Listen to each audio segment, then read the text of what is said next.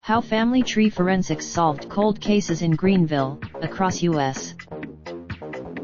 In Alabama, a truck driver was charged in March after Hiwasa, who were fatally shot in a trunk in 1999. A now deceased Montana man was identified in March ASA. The alleged, Joseph James D'Angelo, was arrested in August 2018 after he was identified as the suspect in a series of rapes and homicides that plagued California in the 1970s and 80s. Two notorious occult cases have been solved within a 6-month span, fall into the same set of circumstances. Genealogy was the missing link needed for closure. Law enforcement nationwide has turned to third-party companies using online genealogy data to uncover potential suspects. Paraben Nano Labs, based in Virginia, is one of the leading agencies working with law enforcement to close cases, employing 5 genetic genealogists to pair DNA from crimes with existing profiles uploaded to public databases online. The effort allows it, since they began the process in May 2018, Paraben's work in genetic genealogy has led to the closure of nearly 50 homicide cases nationwide. With the average case being 20 years old, the company has helped solve 1,000 years of cold cases within the 9 months of work, Steve Armentrout, Paraben founder and CEO, said. In an interview with the Greenville News, Armentrout said the company receives a steady. Greenville Police Chief Ken Miller said it's a new era for law enforcement. Technology that didn't exist decades ago has led investigators to reopen case files of several long-standing unsolved homicides. The department has 16 open homicide cases, and investigators are re-examining 3 of them, Miller said. Authorities are using the department's trial run with the new technology came last year when authorities took a closer look at the killing of a 28-year-old Greenville resident whose family members said she was social, loving and outgoing. She lived alone and Zitricki had been bludgeoned, raped and strangled. She was dragged from. The killer was anyone's guess.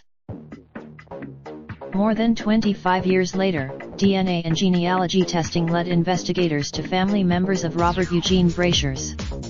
He died of a self. After police connected Brashers to Zitricki's death in 1990, he was linked to a spree of rapes, homicides, and other crimes across South Carolina, Tennessee, Missouri and Florida. Then this week, Greenville police announced the arrest of a woman who investigators said gave birth to her daughter 29 years ago and abandoned her in what is called the Julie.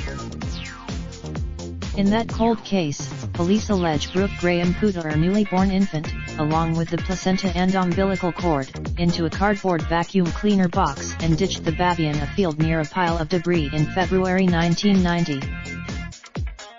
Armentrout said other agencies have closed 2 cold cases through Paraben's genetic genealogy, but he has yet to see one with 3 closures. Greenville could become the first. The department has taken an active look at 3 of its 16 cold cases through the lens of genetic genealogy. Miller said the cases aren't cherry-picked, but rather decided upon based on what DNA evidence exists and how effective tracing relatives might be. For years, law enforcement has worked with state and national DNA databases in attempts to match DNA to suspects. But if the person is, Paraben's snapshot phenotype service was also a tool that proved helpful to come up with some physical descriptions of a person based on a DNA profile. But it wasn't until the spike in the popularity of a free ancestry database that Paraben began implementing a genetic genealogy service for law enforcement. The tool takes someone's ADN and runs it through, where more than 1 million people have uploaded their own DNA profiles to find distant relatives. Using that database, companies like 23A and DME have gained popularity by providing a genealogy report to. Paraben doesn't have access to those companies or records, Armentrout said, but once those people receive their DNA results, many upload their DNA to GEDmatch, which offers a comprehensive ancestry results. Those results in genealogy. Apart from DNA evidence collected from a scene, the police department does not store full DNA profiles, only certain strands, Chief Miller said. But because online IGE match, started in 2010 by genealogy hobbyists, has since grown into a source of ancestry research on January 2. Million people, Armentrout said, help support local journalism like this. For just $3 for the first 3 months, Miller said technological advancement has provided key tools to tackle cold cases, but the ability to solve a case boils down to true detective work. Armentrout agreed. He said law enforcement there. Donnie Porter, a spokesman for the Greenville Police Department, said investigators had Graham and her then-boyfriend on their radar from an early point in the 1990 Julie Valentine case. They were among a list. The DNA and genetic genealogy proved to be they. Investigators have also turned to companies like LabCorp for a similar genetic diagnostics. Miller said investigators are currently re-exploring the Terry Dale Fettner homicide. Fettner, 44, was stabbed to death at Azalea Hills Apartments on November 26, 2000. He was attacked whereas once fingerprints were the most prized evidence for investigators, and now genetics and ancestry have become key pieces of evidence.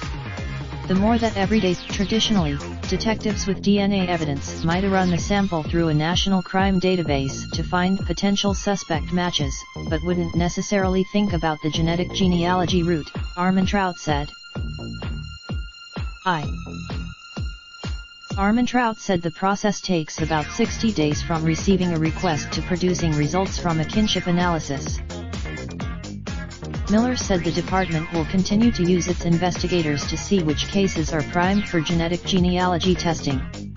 He said being when Zatricki's killer was identified, the woman's brother, Philip Jedrzejczyk, flew from New York to Greenville to be a part of the announcement.